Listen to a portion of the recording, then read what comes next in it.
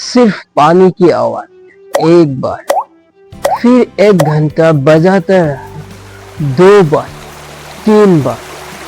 15 अप्रैल 1912 रात के 2:20 में दुनिया का सबसे बड़ा जहाज, जिसे गोद भी डुबा नहीं सकता कहा गया था, वो अटलांटिक के काले पानी में खो गया।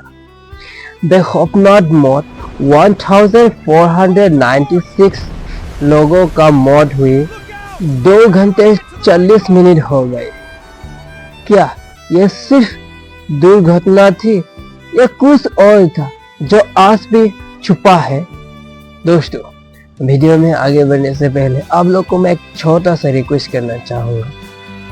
चैनल पर नया है तो प्लीज़ चैनल को सब्सक्राइब करके मुझे मोटिवेट कीजिए, ताकि मैं इनसे भी और बेहतर वीडियो बना सकूं। नमस्कार दोस्तों, मैं हूँ forest Kumari. Welcome to share of experience life. 14 April 1912 RMS Titanic अपनी पहली और आखिरी सफर पर था। सवारी 2226 लोग, 19 अमीर टाइकून्स, गरीब इमिग्रेंट्स और पूरी दुनिया के सपने।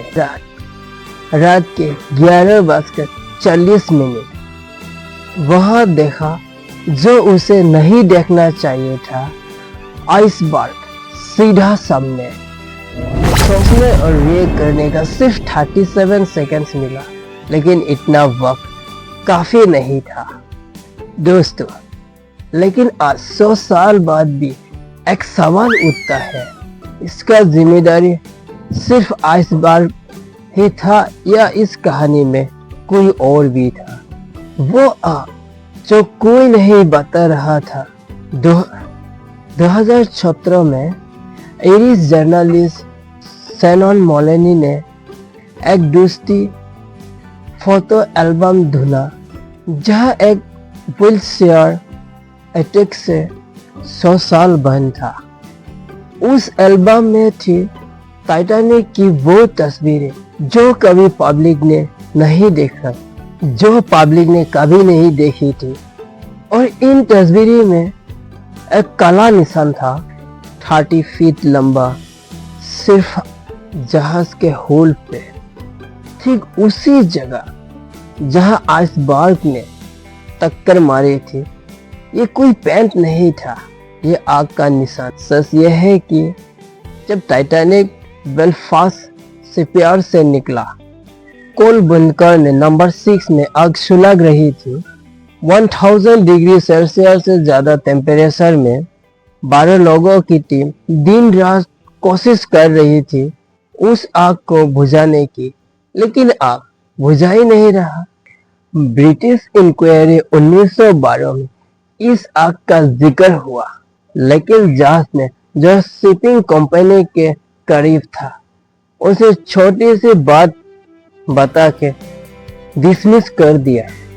मरीन इंजीनियर रिसर्च दे कहते हैं इस आग ने हुल स्टील वॉल यानी बुलशिट को कमजोर कर दिया।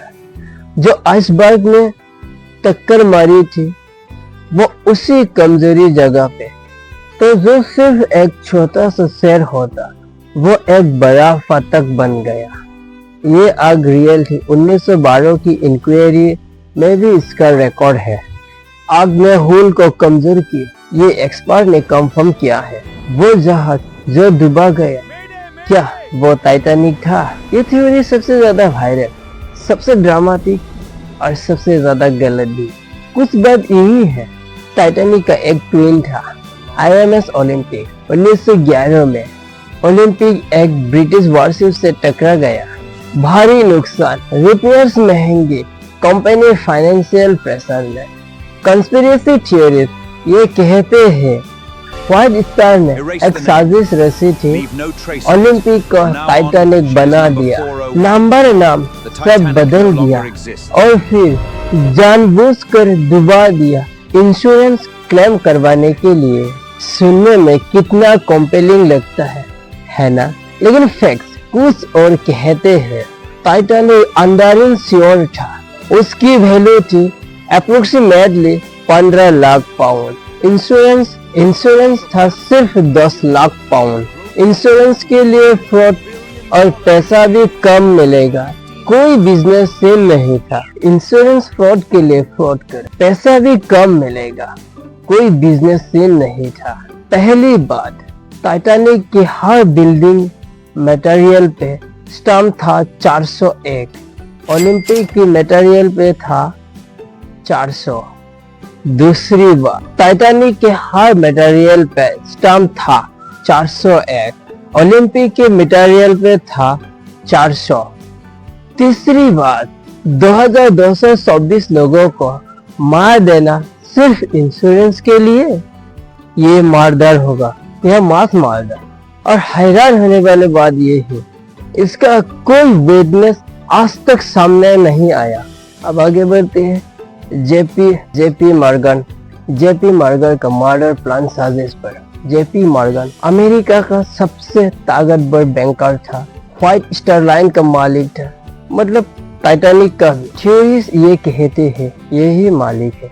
मॉर्गन ने तीनों टाइकॉन्स को हटाना चाहता था, जैकब स्टोर, बेंजामिन गुगनहेम और मैसिस का इजिडोर ट्रॉस को। क्यों? क्योंकि ये तीनों यूएस फेडरल बैंक के खिलाफ थे। मॉर्गन चाहता था रिजर्व फेडरल बने रहे।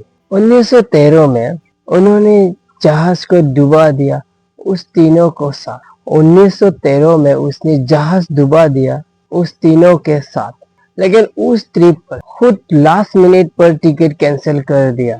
इसके हिसाब से उसे सस्पिशियस तो लगता है, लेकिन एविडेंस नहीं है। मॉर्गन अकेला नहीं था जिसने लास्ट मिनट में टिकट कैंसिल किया। दूसरी बात, नॉइजर पॉडकास्ट story.com ने कंफर्म किया एस्टर या गुगनहेम फेडरल रिजर्व के खिलाफ कोई एविडेंस नहीं था। और स्ट्रॉस वो तो एक सपोर्टर थे। मॉर्गन एक आइसबर्ग को शेड्यूल नहीं कर सकता था। टाइटैनिक का रोड स्पीड, आइसबर्ग का पोजीशन, ये सब फिजिकली कंट्रोल करना इम्पॉसिबल था। No evidence, no motive, no laws. Morgan का कैंसल ट्रिप कोइंसिडेंस और भी लोगों का था। सबसे बड़ा झूठ। सब ठीक है, वो जादुई साजिश नहीं था जो मूवी में दिखती है, जो इंसानी लालच और लापरवाही ने किया है। आग को छुपा कर निकला सफर पे। कैप्टन और कंपनी दोनों को जानते थे आग जल रही है। टाइटैनिक आइसबर्ग प्रॉन वाटर में फुल स्पीड चल रहा था। व्हाइट स्टार चाहती थी मीडिया कवरेज पर फास्टेस्ट अटलांटिक क्रॉसिंग ये हेडलाइन बने, लेकिन उस टाइटैनिक पर 2224 लोग थे। उन लोगों के बारे में जरा सा भी नहीं सोचा। लाइफ बोट्स थी सिर्फ 1178 लोगों की। कंपनी ने सोचा अगर जहाज डूबा ही नहीं तो ज्यादा लाइफ बोट्स क्यों। 1912 की इंक्वायरी में जज लॉर्ड मर्सी, जो व्हाइट स्टार लाइन के करीब था, उसने कोल फायर स्पीड और लाइफ बोट शॉर्टेज को मिनिमाइज किया, एक्ट ऑफ गॉड करार किया। यही है असली साजिश। सिर्फ एक कंपनी जो अपना नाम बचाना चाहती थी और एक गवर्नमेंट की जो शिपिंग इंडस्ट्री को प्रोटेक्ट करना चाहती थी। तो क्या टाइटैनिक सिर्फ एक एक्सीडेंट था? नहीं। क्या कोई सुपरनेचुरल साजिश थी? कोई कर्स मम्मी, कोई जेपी मर्डर प्लान? नहीं, ये सब झूठ है। टाइटैनिक एक सिर्फ परफेक्ट स्टॉर्म था। आग, बर्फ और इंसानी अहंकार। वो महान दुनिया के विलेन नहीं थे।